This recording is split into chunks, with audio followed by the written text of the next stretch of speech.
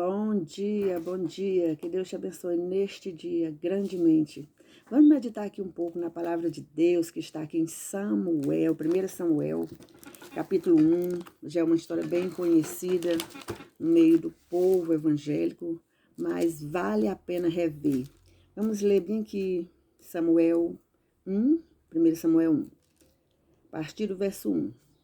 Houve um homem de Ramataim Zofim, da região montanhosa de Efraim, cujo nome era Eucana, filho de Jeroão, filho de Elu, filho de Tou, filho de Zuf, Efraimita. Tinha ele duas mulheres. Uma se chamava Ana e a outra Penina. Penina tinha filhos. Ana, porém, não os tinha. Este homem subia da sua cidade de ano em ano a adorar e a sacrificar ao Senhor dos Exércitos em Siló. Estavam ali os dois filhos de Eli, Hofni e Finéias, como sacerdotes do Senhor. No dia em que Eucana oferecia o seu sacrifício, dava a ele porções deste a Penina, sua mulher, e a todos os seus filhos. A Ana, porém, dava porção dupla, porque ele a amava, ainda mesmo que o Senhor houvesse deixado estéril. Veja bem, querido, foi o próprio Deus que a deixou estéril. E no verso 6 fala, a sua rival a provocava excessivamente para o irritar, portanto o Senhor tinha lhe encerrado a madre. Vamos ver bem aqui, passe aí para o verso 11. E fez um voto dizendo, Senhor, Ana fez esse voto, né? Senhor dos exércitos, se benignamente atentares para a aflição da tua serva e de mim te lembrares, e da tua serva não te esqueceres, e lhe deres um filho varão, ao Senhor o darei por todos os dias da sua vida, e sobre a sua cabeça não passará navalha. Aleluia! Louvado seja o Senhor pela sua palavra que sempre nos edifica, né? A gente vê aí a história de uma mulher estéril, em que o próprio Deus lhe cerrou a madre. A palavra é bem clara ao dizer no verso 5 e no verso 6 que Deus tinha deixado estéril. E o Senhor lhe havia cerrado a madre. Aí é bem focado, né? Em explicar que Deus lhe tinha cerrado a madre. A Bíblia diz que quando o Senhor ele fecha as portas, ninguém abre. Quando ele abre, também ninguém fecha. Então, a ele a honra, a ele a glória, a ele o louvor, né? Porque tudo vem dele e para ele, por ele, são todas as coisas. Então, a primeira coisa que devemos fazer, mediante uma situação assim, é glorificar o nome do Senhor. Como Jó falou, bendito seja o nome do Senhor. No eu vim, no eu vou. Bendito seja o nome do Senhor. E às vezes a gente tende a ficar guerreando, a gente tende a ficar se lamentando, a murmurando, porque isso é assim, né? A gente tende a focar nas coisas negativas dessa vida. Mas por quê? Muitas vezes é porque a gente às vezes não faz aquela pergunta para o Senhor. Senhor, por que isso?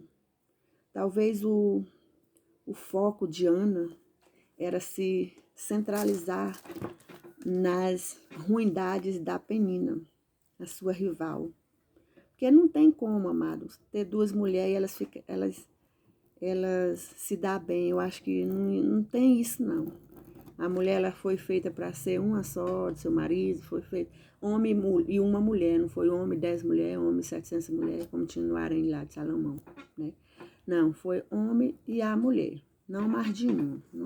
Não deveria haver a terceira pessoa entre esse casal. Então, não tem como viver bem, já com duas mulheres, né? E Ana, ela sofria muito porque o foco dela, a Bíblia não diz, mas eu acredito que está muito claro, era se centralizar em Penina, tão tal que ela não comia. Se ela não tivesse preocupada, ela só chorava, né? Se ela não tivesse preocupada, ela se alimentava direitinho, né? Mas a Bíblia é bem clara em dizer aqui no verso 7, né? Que a outra a irritava pelo que ela chorava e não comia, né? Às vezes, você pode estar passando algum problema que o próprio Deus está deixando você passar por aquele problema e você não sabe. Você se concentra tanto em murmurar que não pergunta a Deus, Senhor, por quê ou para quê? Qual o propósito que eu estou passando este problema? Qual é o motivo pelo qual eu estou sofrendo? Porque Deus, ele não se agrada do seu sofrimento. Bote isso na sua cabeça. Quem se agrada do nosso sofrimento é o diabo. Deus não fez a gente para sofrer. Deus fez a gente para viver uma vida abençoada aqui nesta terra. Amém? Então, a primeira coisa que nós devemos colocar em nossa mente, ter a consciência de que nós viemos para essa terra para provarmos das bênçãos do Senhor, para sermos felizes, para ter a vida abundante de Deus aqui nesta terra. Então, o sofrimento, né, ele pode até vir, mas vai depender de você, aceitar ele ou não, né? E talvez Ana não tinha se feito essa pergunta, Senhor, para quê? Não tem nada, queridos. Nós perguntarmos ao Senhor o porquê de qual problema, para quê, né? Lá em João 9, a gente vê que Jesus, ao passar por um cego de nascença, os discípulos não perderam a oportunidade, perguntaram, Senhor, Rabi, quem pecou, ele ou seus pais? O que foi que Jesus falou? Nem ele e nem seus pais, né? Isso é para que se cumpra a glória do Senhor. Quem sabe você não está passando algum problema, você nunca perguntou a Deus, para quê? Porque talvez se você já tivesse perguntado, o Senhor já tinha lhe respondido e o seu problema ia ser amenizado. Eu não digo que se Ana perguntasse, o problema dela ia ser resolvido. Não, porque ela ia continuar vendo Penina lhe atormentando. Mas talvez o seu problema o problema dela iria ser amenizado, porque ela já sabia o propósito daquilo. E quando a gente sabe, tem uma intimidade com Deus, tem um relacionamento com Deus, o Senhor nos mostra sim a sua vontade. Entendeu? Ele tem prazer em nos responder. A gente sabe que os discípulos aí perguntaram a Jesus e Jesus respondeu. Às vezes tinha pessoas no tempo de Jesus que perguntavam por uma malícia, né? Como os fariseus e tudo. Mas eu acredito que Deus ele tem prazer em nos responder aquilo que a gente quer saber. E o Senhor disse, não, aí nem foi ele e nem foi os pais dele que pecaram, não. Né? Porque às vezes o sofrimento naquela época, a cegueira era naquela época, ela era muito comum nos tempos de Jesus. Muitas vezes se resultava assim, de algum defeito de nascença, de alguma infecção, de alguma lepra, de alguma catarata, né? Ou questão também da idade avançada. Mas os judeus eles já associavam a cegueira ou qualquer tipo de sofrimento ao pecado, né? E muita gente maliciosa em nossos dias também, até muitos crentes dentro da igreja, eles já associam o sofrimento que um justo possa estar passando ao pecado, né? Mas isso não vem a caso. O que importa é você falar com seu Deus e perguntar, Senhor, para quê? Tenha essa inteligência de orar a Deus e perguntar, Senhor, para quê? Para qual propósito é este sofrimento? Porque a sua dor vai ser amenizada, né? E alguns judeus, né, como eu já falei, eles acreditavam no pecado pré-natal, né? Ou seja, a pessoa já poderia ter pecado enquanto ainda estava no ventre da mãe. Ana, amado, eu quero ser bem breve nessa reflexão. Ana, ela faz uma oração inteligente, mediante tanto sofrimento, mediante todos os anos ir lá em Siloé sacrificar, né? E ficar chorando, né? Aquela tristeza, aquele pesar, né? Porque a outra tinha muitos filhos, levava o meio mundo de filho que tinha, levava toda a sua prole ali junto com Eucana. E Ana só sofria. Mediante todo esse sofrimento, ela se posiciona. Você vê aqui no verso 10, Ana toma uma posição.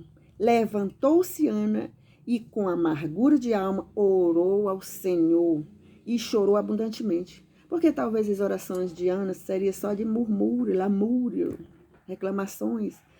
E aqui no verso 11 diz que ela fez um voto dizendo, Senhor dos exércitos, se benignamente atentares para a aflição da tua serva e de mim te lembrares, e da tua serva não se esquecer e lhe deres um filho varão, olha que ela especificou.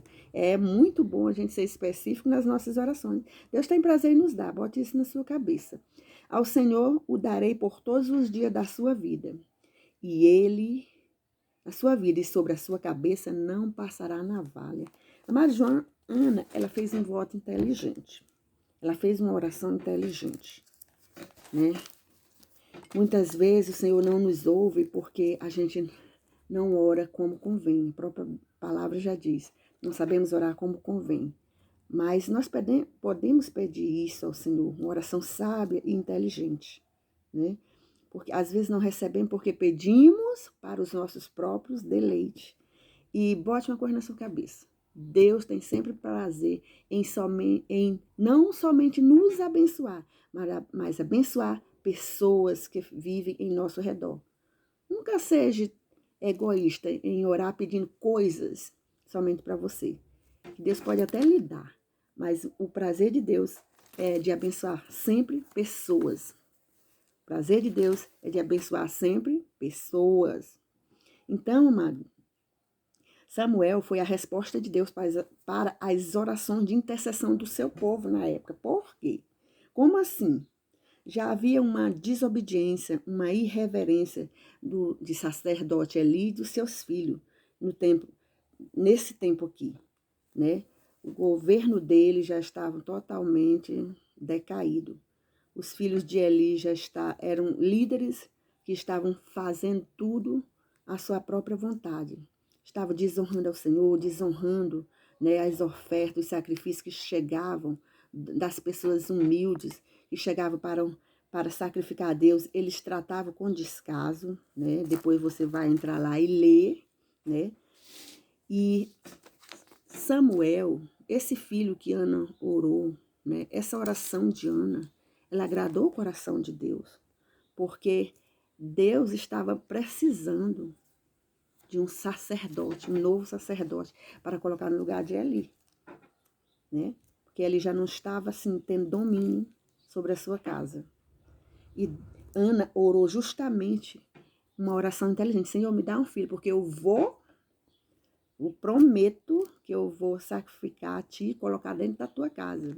Eu vou dedicar ele para ti, ele não vai ficar comigo. E como você sabe, todo no decorrer da história de Ana, depois de 3 anos de desmamar, a criança ela levou ao templo, ficou lá, com o sacerdote ali, servindo na casa do Senhor. E quem foi Samuel? Né, o futuro sacerdote de Israel, né, juiz e sacerdote. Então, a oração de Ana foi uma oração inteligente. Como nós temos feito as nossas orações? Né? Será que nossas orações têm sido egoístas? Nota que até o momento em que Ana estava focada só nas murmurações, né? Só em chorar, só em não comer, só em se deprimir por causa de Penino, Deus não atentou. Mas quando ela fez, Senhor, me dá um filho, eu vou te dar esse filho de volta. Eu não vou somente consagrar ele e eu voltar com ele. Eu vou deixar ele na tua casa depois de 3 anos. Então, amado, o que eu quero dizer com isso? Faça orações que tenham propósito de abençoar pessoas.